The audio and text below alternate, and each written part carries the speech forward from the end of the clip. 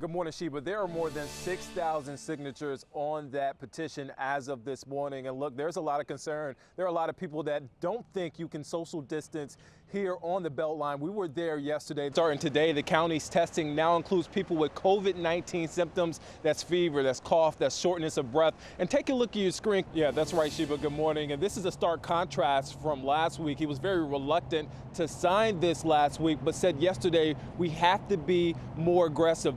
Hey, well, it's going on 3 hours now. We've seen consistent snow. We're going to tilt down so you can see the accumulation. We're ankle deep in snow right now. A completely different picture from a few hours ago when we got here just before 8 o'clock. It was just light flurries and a little bit of a dusting. Now you see it.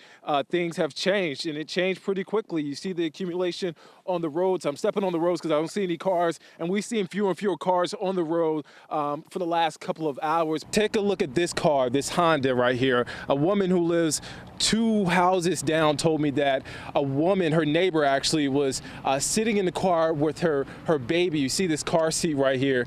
When a tree fell on the car, you see that glass is shattered in the back. Luckily, no one was hurt, and they were able to walk away. If we pan to our right, you see the U-Haul truck in their yard. Right now, they're trying to salvage anything they can. Good morning, Sheba. Behind me is a giant hole where you can see directly inside that condo. This morning, we spoke with the elderly woman's son. Police released that surveillance video yesterday, and everyone from Governor Kemp to Mayor Bottoms to even students here on campus are urging people to come forward with any information so that police can make an arrest. Take a close look at your screen. This is the man that police believe fired into the crowd of students. Good morning, Christy. At least 20 employees at Floyd Medical Center are under a 14-day self-quarantine after coming in contact with that patient. The hospital told us the patient, a 46-year-old woman. People are already out here on the water here at Lake Lanier and talking with DNR ahead of this weekend. They told me that it's simple things you can do to be safe while you're on the water.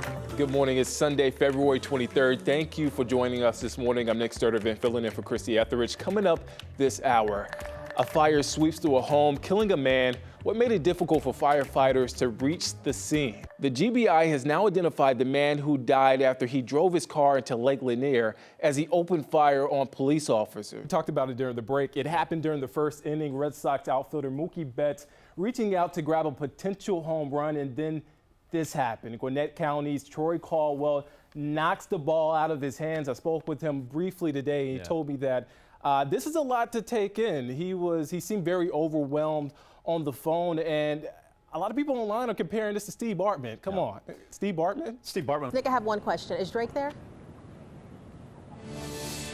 No, I have not seen Drake so far. I know you're a huge Drake fan, but good morning, Latasha. Setup is going on right now. Gates open at noon, and this is a milestone year for the One Music Fest. This is literally off the beating path. We're about a half a mile off the main road. We even had a hard time finding it. And this is the trail that jogger was on. Gwinnett County Police are still working to identify those 2 men. That's right. I'm sort of in this thick of things, Christy. Good morning. Last check, security wait times are about 15 to 30 minutes, but not that bad. But we all know how Atlanta's airport is, Hartsfield-Jackson. It gets busy throughout the day, waves of people, as you can see. Then all of a sudden, we just got hit with an intense wind and rain at the same time. And the amazing part about this storm is that people were actually on the roads as the storm was hitting at full force. I'm Nick Sturdivant in the studio. The search for a missing hiker in North Georgia has come to a tragic end. Behind me, the parking lot is still taped off hours after the shooting. We just got more information from police clarifying what exactly happened. The Fighting Irish ranked number 7, Bulldogs ranked number 3, and of course downtown will be packed. We're about 10-15 minutes away from downtown Athens.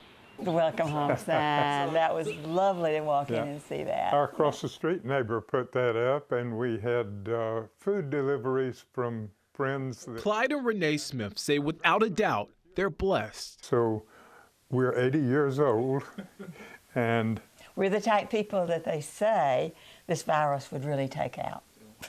So we're very lucky. But we've remained healthy throughout, even though we were tested positive. The couple made it back home to Atlanta Thursday night from Japan after being stuck there for weeks because of the coronavirus. It happened so suddenly because we got the notice of clearance Thursday morning early. The couple says they left on the Diamond Princess cruise with their 2 grandsons on January 18 and said they heard about a passenger that had gotten off the cruise ship in Hong Kong and told me several days later they found out that passenger had contracted coronavirus. The couple also learned that they were also on the same show excursion away from the ship with that passenger. Clyde and Renee say they, along with everyone on the show excursion, were tested. So at that point, the Japanese government said we would be quarantined. A couple of days later, on February 7th, they say they learned they tested positive. We were completely floored because we had,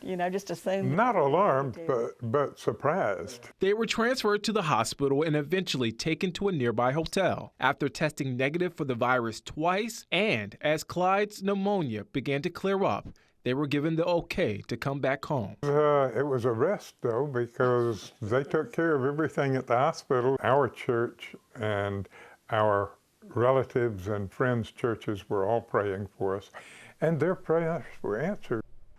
For people that live near Lakewood Football Stadium in southeast Atlanta, they're used to it. The noise from the game, the bands, the crowds. I mean, it's a pretty normal occurrence, especially during this time of year. It's Friday night lights, Saturday, just football. Saturday night, Mays High School and Carver High played each other in a preseason football game. I mean, nothing seemed out of the ordinary until that moment. That moment when TJ Hardaway said he and his roommates heard gunshots. And we hear a little commotion.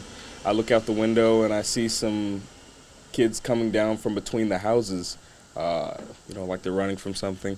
And then people start walking from one direction, people start walking from the stadium's direction, and they're screaming back and forth, but you don't see anything. And then out of nowhere, maybe like 10 or 12 gunshots. We just dropped to the floor. Enrico Brunson says he was spending quality time with his family when he heard the gunshots. At that point, we decided to move our kids upstairs and kind of lock down our house because I was looking at the amount of people kind of running away from the scene, so it was obvious that something had happened. Investigators told us this all started as an argument after the game and then escalated to gunshots. All of this happening about a block away from the parking lot. A 12-year-old boy was shot along with a 16-year-old boy, both expected to be okay. Enrico told me that this is the first major problem he's seen on game day and would like to keep it that way. I would definitely like to see more police patrolling the area, only because I think that their presence does a lot for the community and to deter crime or violence that may occur. There's definitely some caution that we're definitely going to take in terms of safety.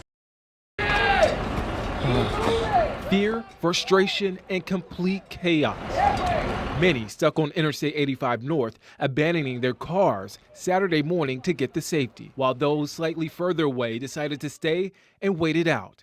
Several hopping onto cars, the concrete median, trying to get a glimpse of what happened. After, according to GDOT, a tractor trailer carrying fuel and another vehicle collided, causing this. Oh, it was calamity. Stephen Paul says he was on 85 North on the way to work when he saw the flames. He said he heard as many as 15 to 16 explosions and saw 3 different plumes of smoke. He said he left his truck and immediately started consoling those shaken. We were crying inconsolably. In fact, I was trying to calm them down, letting them know it would be okay. It's just a fuel explosion. But when you hear that many explosions around you, and then, of course, the calamity of everybody being rushed away. In fact, some people even started turning their cars around to go the opposite way on 85, almost like a stampede. In fact, a lot of cops had to bum rush them because pedestrians were almost getting hit. So I was maybe 100 feet back from the accident. Before the gas truck had stopped moving, it was already on fire. Immediately pulled over. That sucker was up in 30 seconds, so far as getting really kind of roaring, being able to feel the heat off of it. At one point, even nearby businesses were evacuated. To be honest with you, just prayers, to be honest with you. To see a fire like that of that nature, just prayers all around.